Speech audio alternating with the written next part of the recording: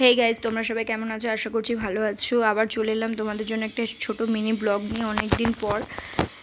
তো আমরা এখন যাচ্ছি রানী রাসমণি ঘাটে, কিছু কাজও আছে। আর ভাবলাম একটু গঙ্গার পাড় থেকে হাওয়া খেয়ে একটু ঘুরে টুরে আসি, তো চেপে পড়লাম টোটোতে।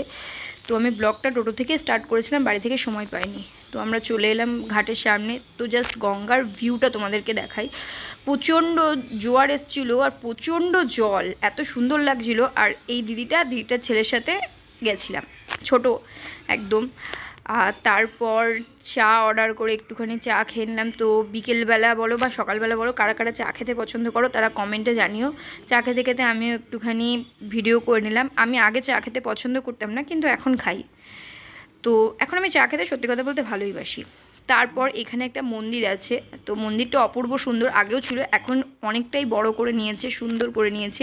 তোমরা জাস্ট মন্দিরটা দেখো, খুব অপূর্ব সুন্দর মন্দিরটা। এখানে অনেক আছে, বাবা ভোলেনাথ আছে, হনুমানজি আছে, রাম লক্ষ্মণ সীতা আছে, আরও অনেক কিছু আছে। তারপর মন্দির থেকে বেরিয়ে আমরা আরেকটু ঘোরাঘুরি করে ফুচকার এখানে চলে এলাম। ফুচকা টুচকা খেয়ে বাড়ির পথে রওনা দিলাম।